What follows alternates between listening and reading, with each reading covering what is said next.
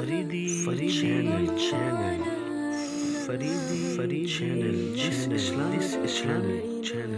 اس channel میں آپ کو اسلامک بیانات، تلاوت قرآن پاک اور پیاری ساری نعتیں، ان سب کے لیے ہمارے اس سبسکرائب کریں۔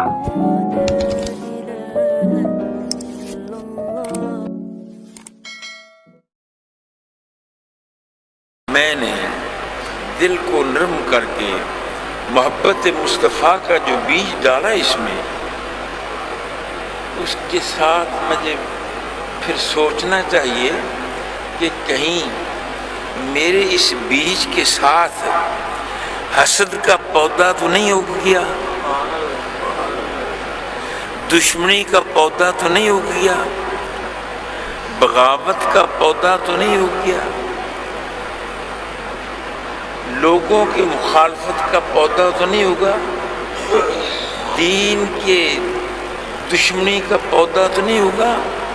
اگر میرے دل میں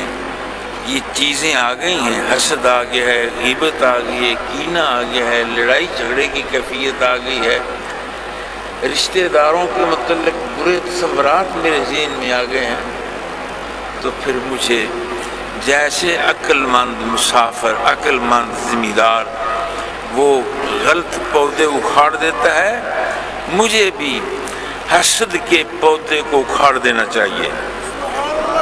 میرے دل میں حسد کا پودا نہ ہو۔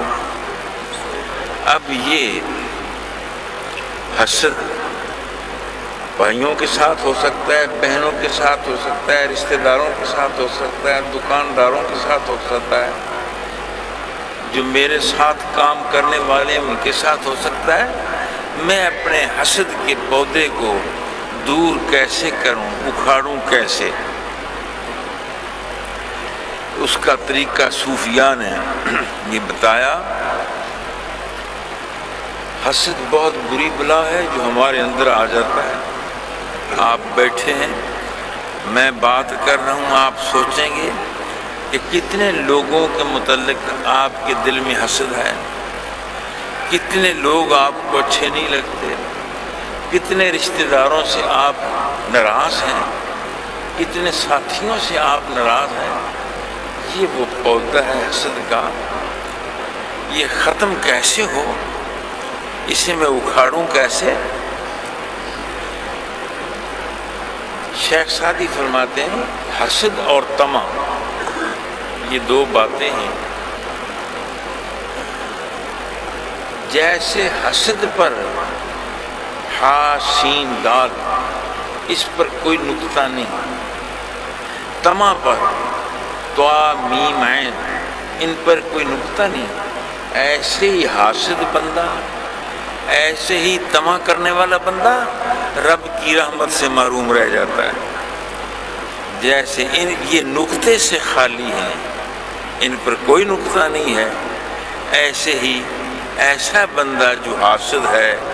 اور طامع ہے یہ اللہ کی رحمتوں سے بھی خالی ہوتا ہے۔ اب میں نے حسد کا پودا اکھاڑنے کا طریقہ صوفیاء نے یہ بتایا کہ مجھے کسی دوست کے متعلق حسد ہے،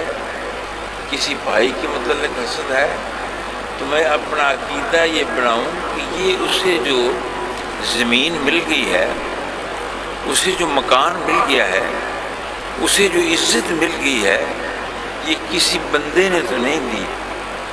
یہ تو خدا ذوالجلال نے اسے